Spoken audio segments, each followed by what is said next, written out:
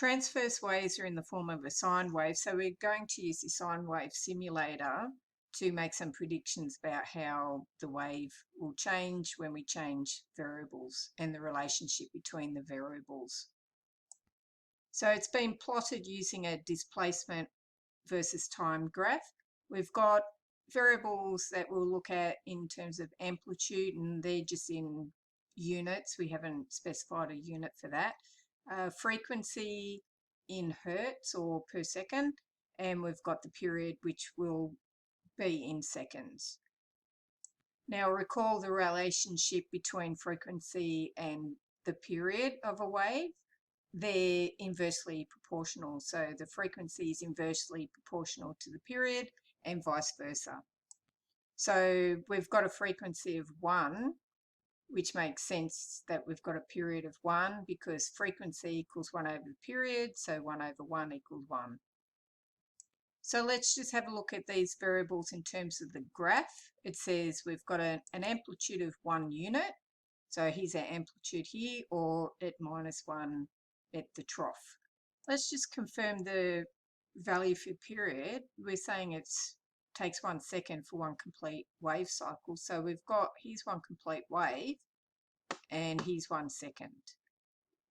And with the frequency, well, the units are hertz, which means a number of waves per second. So if we've got 1 second here, we've got one complete wave. So that's 1 wave per second. So let's make a prediction. What happens to the form of the wave if we double the amplitude and make that 2 units?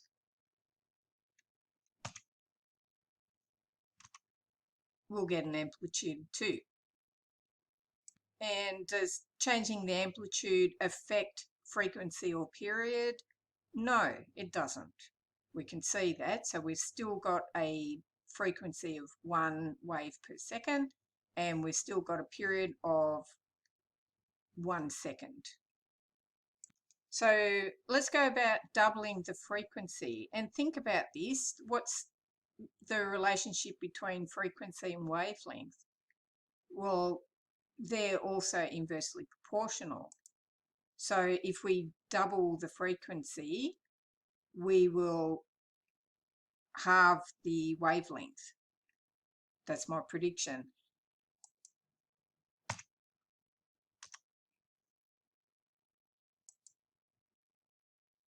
So the wavelength has shortened, but we can't say how long the wave is because we haven't got it's not on a scale of distance here, but we can visually see that it's been halved, and the period has also halved.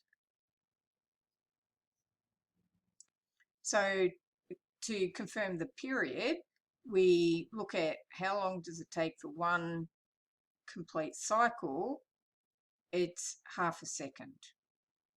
And mathematically, frequency equals 1 over the period, so 1 over 0.5 gives us 2. So that's in agreement as well.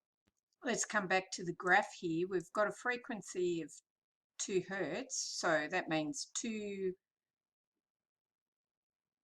wave cycles per second. So we've got 1 wave, 2 waves per second.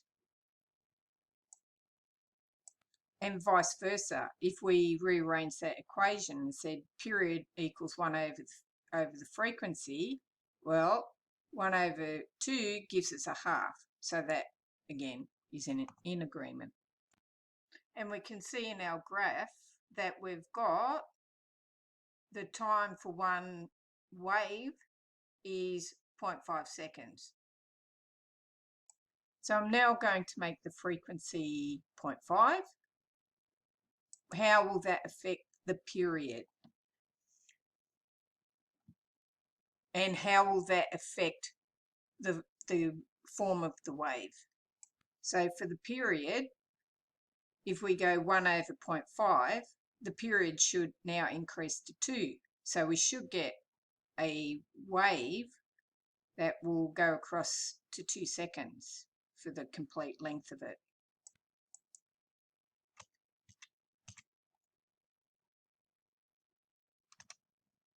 And there we have it.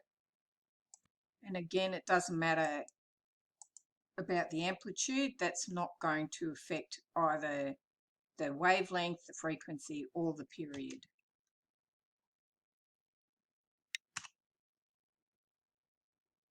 So I'll just now increase the frequency to 4, and how will that affect the period?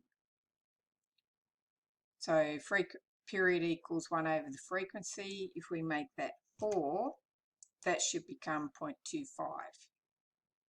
Okay, so here's one wave and it crosses at 0.25 seconds. And we can see there's 1, 2, 3, 4 waves per second. And there's our frequency.